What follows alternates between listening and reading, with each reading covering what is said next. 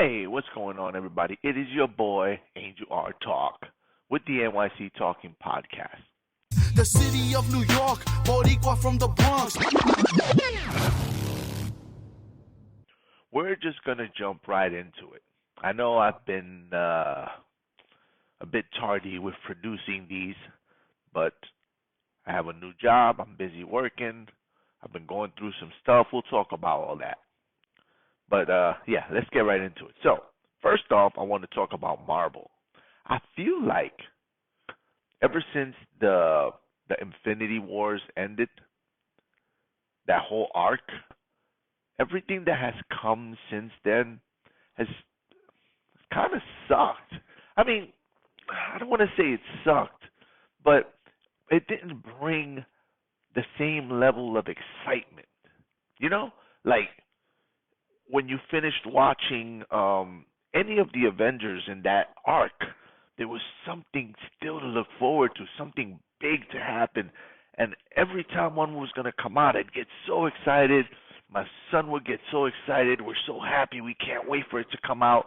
And then when it comes out, we'll go to Kips Bay in Manhattan in the big IMAX theater and watch it. And it was amazing. We loved it. It was our thing. And since then, there's been a few movies that have come out. And they're okay, but none have generated the level of buzz, excitement that those first, that whole 15-year arc did, you know. I think it was 15 years. I don't know. I read that in a tweet, so I'm just echoing that, but don't quote me on that. In any case, it's not the same. They're okay and kind of like it almost feels like standalones, whereas I mean, even the recent one with Ant-Man, you know, going in and into that tiny world where he was fighting that new guy. I can't even remember his name right now. It was okay, but it wasn't like, oh, you know, like this. I'm just not as excited. I did enjoy Loki. I thought Loki was a well done show, and it was pretty fun. The ending was kind of heavy, you know. So, like, yeah, I enjoyed Loki, but overall, and I'm sure a lot of people agree with me on this, it's just not the same. And that's unfortunate because they could have started a new arc and created the same level of buzz, but it's just not happening. It's not working. I still go watch the movies, but I bet if you look at the numbers that they were generating before and the numbers they're generating now, there would be a significant difference. Again, it's just not the same. Unfortunately, it's what it is. Now, this is a little harder to talk about, but we're going to do it, okay? Since just before the new year, I started to have anxiety attacks. Now, I don't call them panic attacks because I believe that panic attacks are severely more distressful and scary and stuff than anxiety attacks. So what I would feel is fear, anxiety, this terrible fear coming up from within me, and just terrified, shaking, sweating, freezing, all at the same time. Now, I like to eat. I lost my appetite. I wasn't hungry. I think the worst part of it was every time I laid down in my bed, I would feel it. I would feel the feeling comes up. So for those first few weeks, I had so much trouble sleeping. I hadn't slept. As a matter of fact, last night was the first night that I slept 7 hours straight since this episode began to happen. We've had to adjust my medication many times. Yeah, they gave me medication and I had no choice but to take it. I mean, it was bad. It was bad. I mean, the only way I could describe it is if you take a human being, you hold them by their legs over a roof, let them go catch them and tell them, I'm going to let you go. And that panic and fear and utter, that's what I felt just laying down in my bed, sitting here watching TV with my dog. It happened to me when I was teaching a Zumba class, and I was going to just burst out crying. Like, it was, oh man, I've never experienced anything so bad in my life. And um, the level of desperation that I felt, especially when you can't sleep.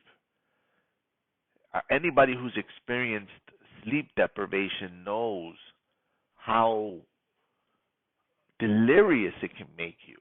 And if you're already in this anxious, heightened, terrible state of feeling and you can't sleep, it exacerbates it. And it makes it so bad, I can't even describe how terrible it was. I have always wanted to stay away from medication. I never want to rely think let me explain it to you this way. I'm taking medication to feel and be the person that I was 3 weeks ago, 4 weeks ago, before this started to happen. Now, how is that okay? How is it that in order for me to be me, or for me to be baseline, for me not to be freaking out in terror, I have to take fucking medication? Like, I hate that. I hate it. I hate it so much. I hate it. I hate it. I feel like I'm trapped in those things, you know. But I feel better. I feel better during the day. I don't get them. When I do feel something, I take a deep breath and calms it down. Whereas before, the deep breaths, the calm me goes, I bought a calm me go. I did this thing called Serenity Protocol or whatever. None of that stuff has worked. I've been doing therapy. You know, therapy hasn't helped. I felt like I've been wasting my time. I've done therapy in my life before when I was younger. I had a good guy, but and I'm still connected to him, by the way. We're still friends, but um he doesn't take my insurance, so he can't really treat me, which is unfortunate because I really like the guy. You know, I just don't think I can afford to pay him out of pocket for every session. Um, but he gave me, spoke to me for like 30 minutes and gave me advice and stuff. He's a good dude. Freddie Baez, the guy helped save my life when I was a kid. I was in a pretty rough spot back then. Um, I'm working with this new guy. He's cool. He's a nice guy and stuff. But I don't feel like it's really being helpful, and I I I don't know. I just don't feel like we're a good match. You know what I mean? I've been giving him a chance to see as if we progress, if things improve and stuff. But I think if the next time we talk, I don't feel some significant improvement, I'm just gonna cancel it and try to find someone else. I don't get me wrong. The guy is cool. Um, he's a cool dude and stuff. It's just a matter of, I guess, energies and vibes, right? That's all. But yeah, so um, first they gave me something called hydroxyzine, which is an antihistamine. What you take for itchiness and hives and things like that, and it helped.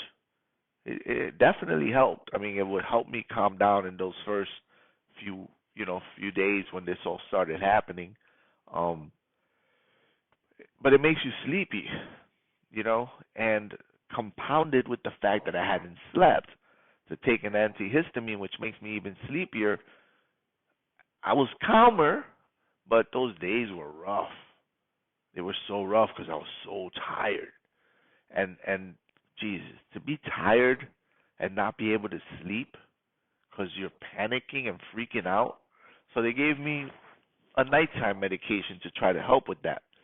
And the first time I took it, it helped, and then after that, it stopped. So they upped my dose, and it didn't really help. I was getting up like every hour on the hour, literally. I could look at the time, midnight, 1, 2, 3, 4. I was getting up every single time, and then to try to fall back asleep, it took me a while.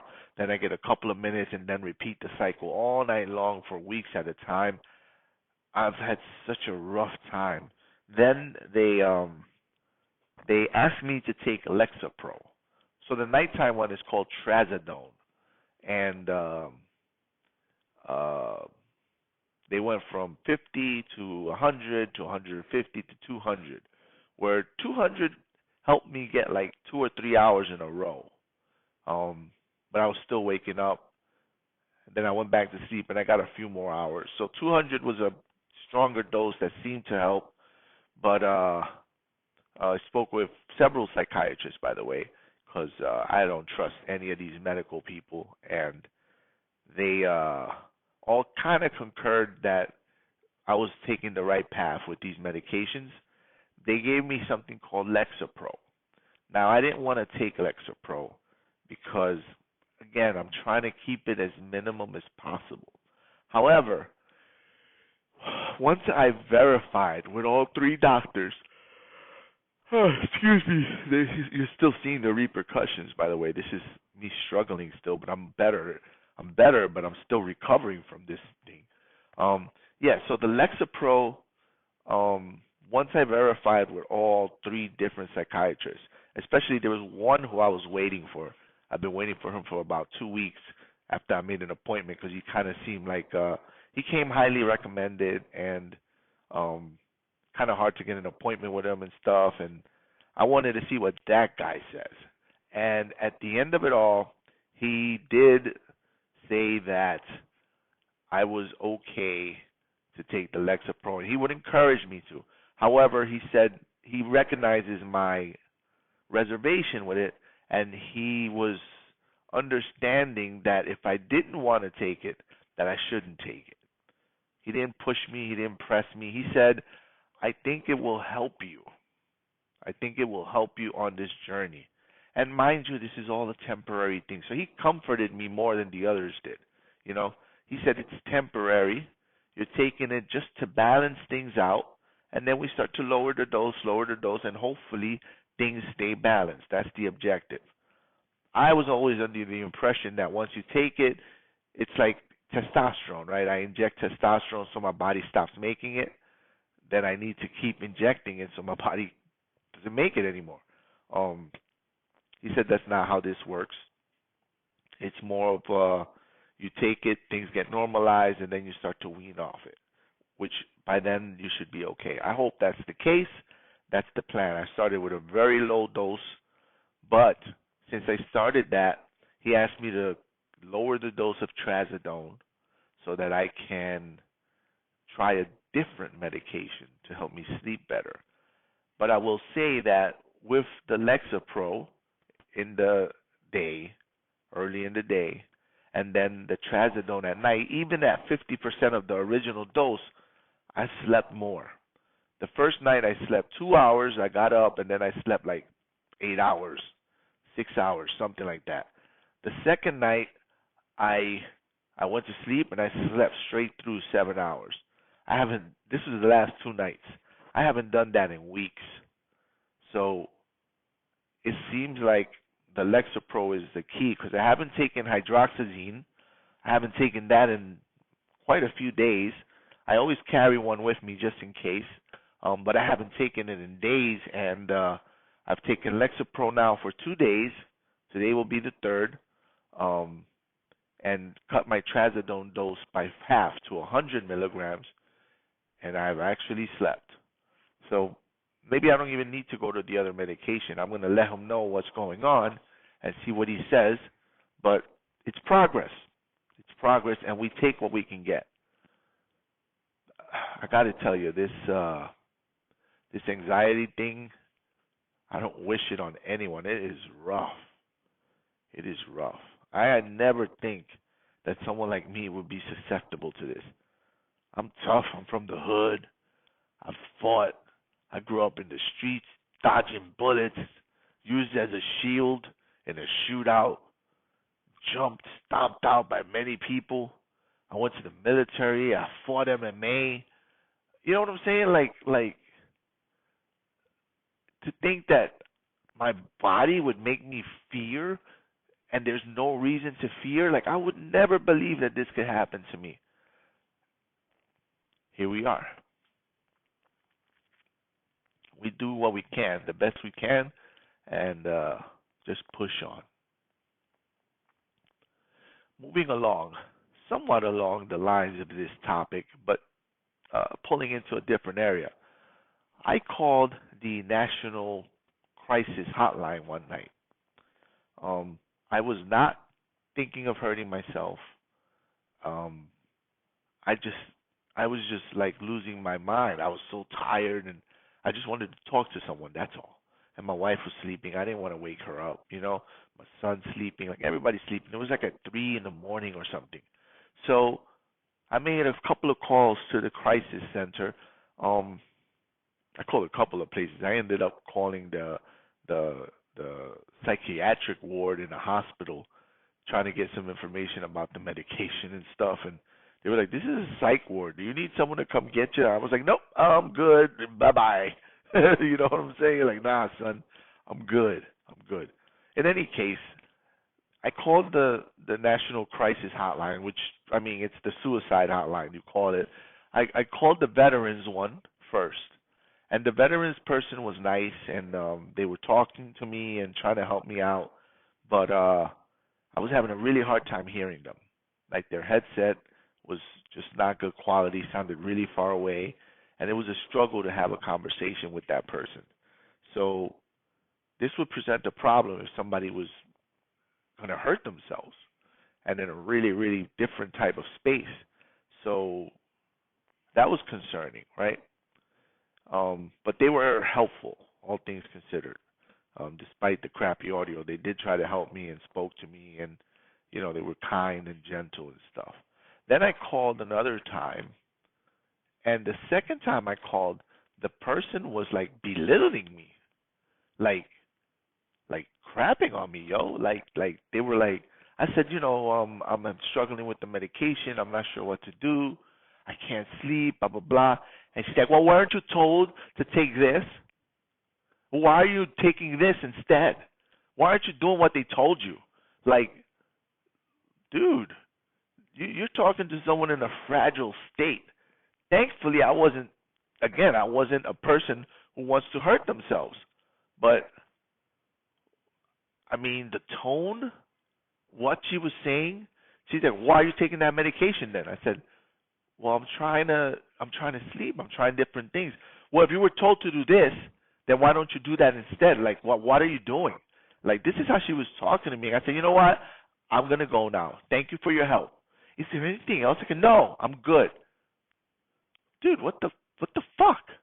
That's an emergency hotline for people who are in like a messed up space. And the representative was being mean. Like, what the hell is that? I'm actually going to pursue this. I wrote a tweet about it, but they didn't respond. So I'm going to escalate this. This is unacceptable. There are people who are suffering out there whose lives are in danger, especially veterans.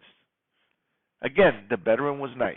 Right? This isn't about them, but they really should look at that sound situation because that was difficult.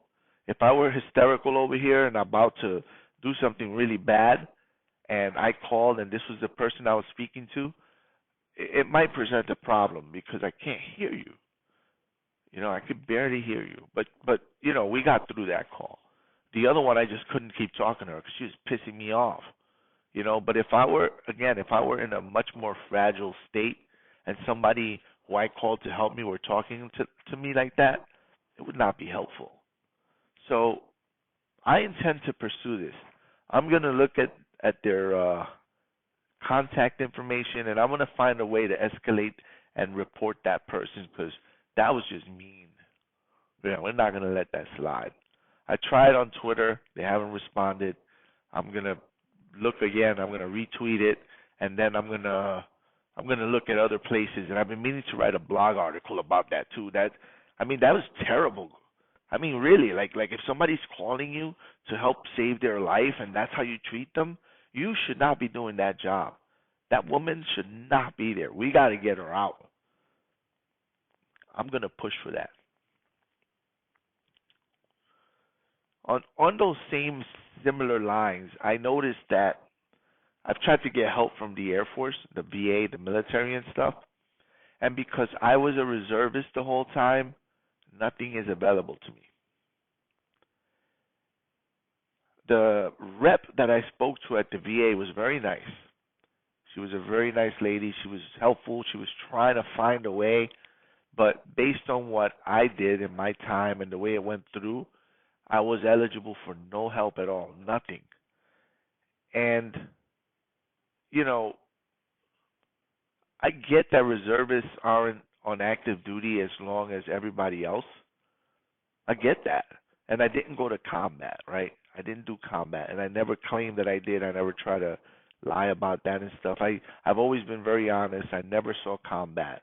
Um, but I gave them 8 years of my life, even though it was as a reservist. That should count for something. They should help with something. You know, in boot camp, I had a toenail surgery because I had an ingrown nail. They did surgery, wrapped it up, sprayed me, sent me on my way right back to boot, marching right after that. I mean, sure, it's not, it's not a wartime wound or whatever, but anybody who's ever actually had an ingrown toenail, though it might sound like, go do, get a toenail, go to boot camp, have surgery in boot camp to correct it, and then keep doing boot camp things and tell me how you feel. Wasn't fun. Wasn't fun. But aside from that, even if we omitted that from the conversation, I gave them 8 years of my life. I was prepared to serve in a combat role if called upon to do so. Now, my enlistment was about to be up just before I think we were deploying to Iraq, and my enlistment was up. Honestly, I didn't agree with this action that we were doing over there, and I didn't reenlist. But that has no bearing on my time served. I didn't reenlist. It was time for me to get out, and I chose to get out. I served my time. I did my duty. My enlistment's up. I'm presented with the option to stay or to move on. I chose to move on. Personal choice, had my reasons, and I got out, right? But I gave them 8 years of my life, and they offer nothing in terms of support for someone like me. That just doesn't sit well with me. As a reservist, no benefits, nothing. Nothing. No help, nothing. She told me, I'm sorry, I have bad news. I don't think you qualify for anything at all from the VA. No rating, nothing. I mean, why would anyone ever join the reserves? You get no benefit out of it. And this is something I need to explore too, because I need to explore this more deeply, because I have one of my son's friends joined the Marine Corps Reserve, and he actually got hurt in there, but they're not going to take care of him when he gets out. They're not going to help him. My nephew was active duty. Now, he did get a VA rating. He got hurt. He got crushed by a Humvee, and they did give him a rating. They will give him disability pay for the rest of his life, which is good for him. But my son's buddy, who's a reservist like me, gets nothing. Absolutely nothing. Nothing. He won't get anything. Like I didn't get anything. It's messed up. They should take care of us. And this goes on to an even bigger issue. How many veterans who served, went to combat, became mentally disturbed or hurt, physically hurt, and are in the street, are homeless, are killing themselves, have no, the government, the service should take care of these people more than me. I'm just asking for some help. But forget about me, and let's look at those guys. Those guys really deserve help. And they should be. There should never be a veteran in the street. Never should be a veteran in the street. There should never be a veteran homeless, hungry, suffering out there alone. Those guys should be helped. And don't tell me, well, they they need to come and seek the help, and they, if they don't want the help, no, you got to make an effort to help them. These are our soldiers, and they get broken in war, physically and mentally, and then we turn our back on them. Never mind what you do to the reservists. I mean, that's small fries compared to what you do to these guys. Just not cool, not acceptable. And I've done fundraisers, I've done things to try to help troops, but clearly it's not enough. And what is it? I think the stat is that 22 veterans a day die or something. I'm sorry, I don't have the information. I remember the number 22. I don't remember the stat. But it should be zero. And none of them should be in the street. None of them should be suffering. I mean, society as a whole, we could do so much more to help people out there suffering. But in the United States of America, there should never be a veteran out there suffering. And it drives me crazy when we treat our veterans badly, especially those who served, gave their body and their mind for whatever corrupt bullshit war these fucking politicians had going under the guise of freedom, pretending that they're trying to help the country when all they're trying to do is make money for themselves or whatever. But these guys went out there, did the work. These congressmen, senators, presidents, they leave office, and these guys stay out there suffering. They take their money and they run. It's unacceptable. Unacceptable. On the issue of veterans, now, this is more along the lines of alumni. I went to Monroe College. Monroe College has emails, monroecollege.edu. And I asked them to please give me an email so that I can use it for some networking and, to have a more professional type of email set up. And they refused. I mean, I was working with the alumni relations head, and she was directing me who to talk to, blah, blah, blah. But at the end of the day, when I did speak to those people, and they're like, we can't do it. We deleted your email X amount of time ago, and we don't do emails for alumni. Now, I researched this a little deeper to see if schools do it or not, and it's a school-specific policy. Some of them do it, some of them don't. And it has been advised that you should probably get your own email because any change in the administration could create a situation where they no longer grant you an email. And to me, that just seems kind of crappy. I get emails about participating in this and that and this and that. But you know what? I don't participate in anything anymore because those people at that school have never done anything for me. When I was out of work, I tried to use the Career Center to help me. They didn't really help me. Granted, they got me my first job after graduating, but I did graduate with like a 3.97 GPA, 4.0 with the first degree. Like I was one of their top students. I mean, top students. President's List every year. Awards. I did good by the school. And when I graduated, I would come back and talk to people. I went to our spot in Flushing and talked to potential students and tried to motivate them and get them to come. I'm not the most involved alumnus, but I've been involved in quite a bit of stuff, and I noticed that they never really reciprocated. So I've pulled back significantly. I haven't really done anything with them. Now, I've never asked anything of them either until now with this ask for the email. Can I please have an email? And I wanted it for several reasons, right? Again, networking. There are some products out there that you can buy, and if you have a school email address, they'll give you like 50% off. And if a product costs $300 and a school email will save you half of that, that's pretty good. It's money. I'm not rich. I'm not wealthy. I'm just scrapping by. I mean, I don't understand. You know what I mean? Like at least, and this is not to toot my own horn or anything, but if you're going to give anyone an email, if anyone in the school deserves an email, your top students of all time should be entitled to that, in my opinion.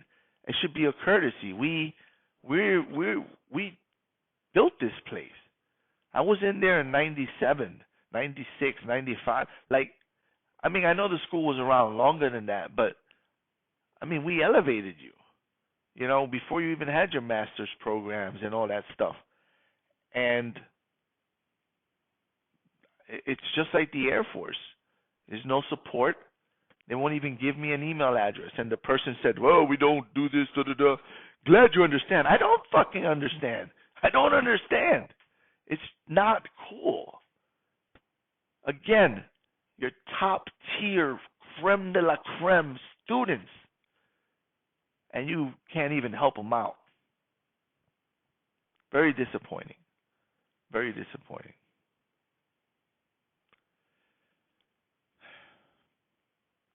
The last thing I'm going to talk to y'all about today is Jackie Chan. There are not many people out there who I would fanboy over. I've seen many famous people and stars. I live in New York City. You run into them all the time.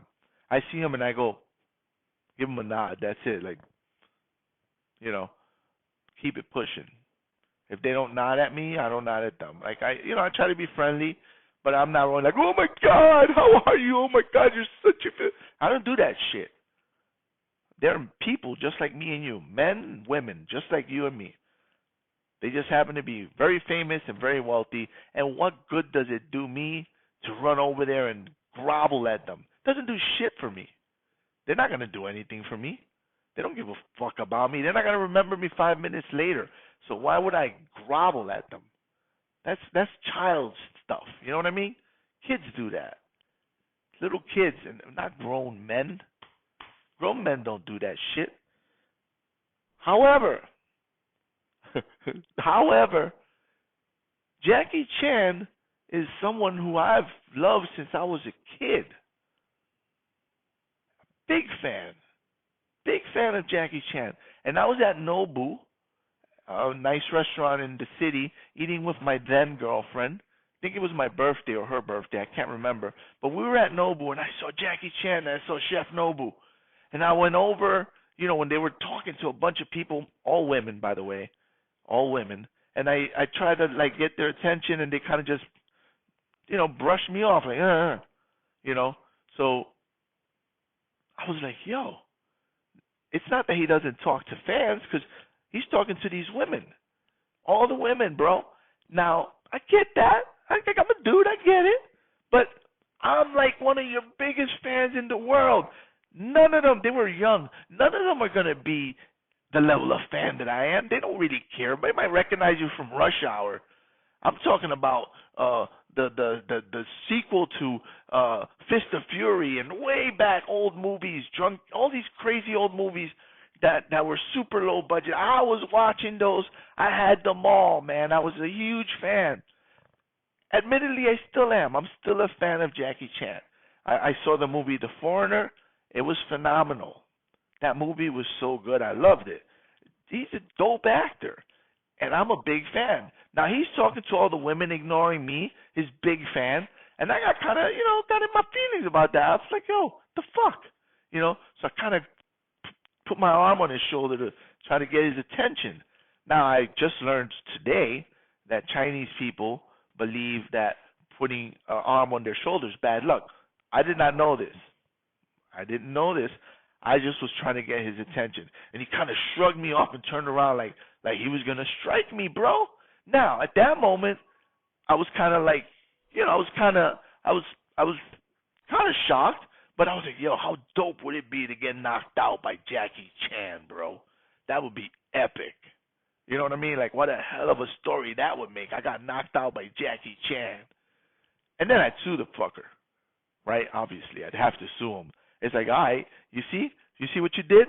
I'm your biggest fan, and you beat me up, and now I'm going to get something for my fandom. I'm not taking this crap. Anyway, he just shrugged me, looked in my direction, and then went back to talking to the ladies. I got to tell y'all, that kind of hurt, y'all. Kind of hurt. I felt pretty disappointed. I'm a big fan of his. That's one of the only people in the world that I'd ever fanboy over. And the dude ignored me and kept talking to the ladies. Now, I've heard before that he's a bit of a womanizer and stuff. And listen, I'm not hating on that, you know? I'm not hating on that. But come on, bro. You're one of your biggest fans in the world and you diss him, bro. It's just not cool. You know, it's just not cool. Now, I know I was out of line with the whole grabbing him thing, but it was an impulsive thing. I was hurt. I felt like disappointed. I know I shouldn't do that. And now that I know that it's considered a bad luck thing, I'll never do that again. But it was a rash thing that I did because I felt kind of butthurt. Not gonna lie.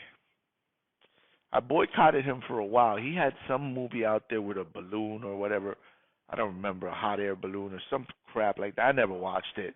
When that period, around the same period that happened, I didn't watch that movie, and I boycotted him for a while. But when The Foreigner came out, I did watch that, and then I was like, damn, this dude's still dope. I mean, I'm still a fan. But he did hurt me, y'all. He did hurt me. Anyway, that's all I got for you guys this week. I will be back soon. I got some guests that I'm lining up, a lot of comedians, some in New York, some overseas, talking to different people, some friends who want to talk about some things. So I'll see you guys soon. This is NYC Talking Podcast. Thanks for listening. Take care, everybody. You are listening to the NYC Talking Podcast. www.nyctalking.com. Please like NYC Talking on Facebook. Please follow Angel R Talk on Twitter and Instagram. We are NYC Talking, the realest lifestyle blog ever. Thanks for listening.